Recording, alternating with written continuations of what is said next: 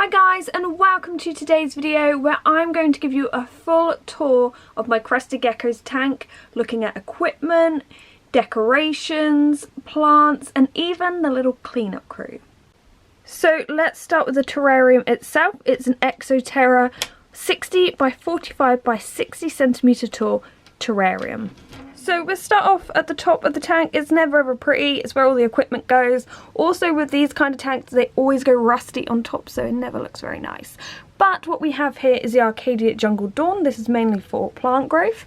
We have the Arcadia Deep Heat Projector, which I'm currently trying out. If you've seen my latest video, I've just put that in, so I'm just trying it out. We also have this here, which is bubble wrap and tinfoil, and this used to go all across the back, and if you're having a problem with humidity, I highly recommend trying some bubble wrap and tinfoil over the top. It really helps. As I said though, we put the heater in, so I've had to reduce that area. We also have a tile here that helps just prop up the Jungle Dawn, and here we can see our temperature and humidity. So now let's look at the plants themselves. My favourite one is the golden pothos, and the reason I like this one so much is because it grows so easily, it spreads around your tank. If you don't want plants that just sit in the ground, you want something that climbs up and makes it look like a jungle, the golden pothos is awesome for that. And this one, if we look, you can see the roots are well, not the roots, the stems I mean, very thick and strong, and the aerial roots here actually resemble Crested Gecko tails. But this golden pothos actually originated from a small cutting down here. You can see in comparison, the stem's tiny, but all of this has just wrapped itself around the tank, and you can actually see its roots deep in the soil, and it's actually covering her coconut, so she has lots of privacy when she wants to sleep in there. Now, one of the plants that may be sticking out to you is this one here. This is a zebra plant. These plants love water. You can tell when they're not getting enough because these leaves will go right down. I think this could do with a little bit of a water, to be honest. But this is quite new. I haven't had it in for long, so I can't tell you how well it does in terrariums. What I like about it though is it does look like a little tree, as you can see back there. Like a little tree trunk. So as I said, it's new. I'm going to see how it goes. If it's really bad, I will let you guys know. If it's good, it'll still be in the tank in the future.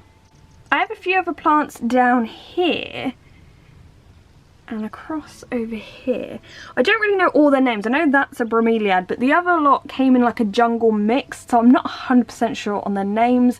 They are growing, but they're yet to properly thrive, but I have rearranged them so they're nearer the front. Hopefully that shall help. We also have a bamboo, which, well, actually it's a lucky bamboo, which technically isn't bamboo, but we could just call it a lucky bamboo for now. And it was doing really well. This is just the one I originally put in, and it shot off another one here. And this one has grown so much I have to keep cutting it off because it reaches the roof. And over here we have a snake plant. These are popular for Crested Geckos. You can see her right there, Lyra is in there, because they do sleep on these leaves and they support them. The only problem I found with this particular plant is it can get quite tall and floppy. So if it all grew at one length and sturdy, that would be awesome, but unfortunately it has a mind of its own. Now let's look at the cleanup crew. So the cleanup crew literally do my job for me. They will clean up all the geckos' poop, they will get rid of old leaves. It actually makes the soil more nutrient rich. If you want, go check out my Life and Death in the Ecosystem video, and that explains it fully. Another thing I do, and you'll see it in probably my Chihuahua tank as well, is I leave some of the food in here because it feeds the cleanup crew and they can clean it up for me. But every now and again they get mouldy, and I don't know if you can see this. Can you see all of those springtails? Yeah, I mean, they must be feeding off this, but it has gone mouldy, so it's a bit disgusting. But I leave them in different places. Every now and again I will remove them. If they haven't been fully cleaned, I'll just have to clean them myself, but I figure it's a bit of extra food. So it is all one big ecosystem. The only thing that probably isn't natural is I don't have a UV light in here for her. Obviously I feed her Pangea and that has it like D3 in it, so we don't yet have that. It's not fully natural in that kind of way, but it's as good as it gets. And this is Lyra herself. I think I think I've disrupted her a bit by moving around the plants and filming here. She may go up to her coconut. Do you wanna come here? Let's pop you in your coconut.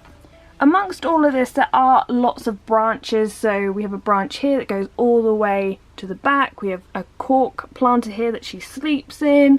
Another branch here. There's plenty and plenty to climb on. We have mushroom ledges in the corner. And if you want to see how I did all of this, how I actually made this tank originally, I have a video on that, so you can check that out. But yes, this has been a tour of my Crested Gecko's tank. I hope you've enjoyed it. If you want to see another Gecko's tank, let me know in the comment section below. But thanks for watching, guys, and goodbye.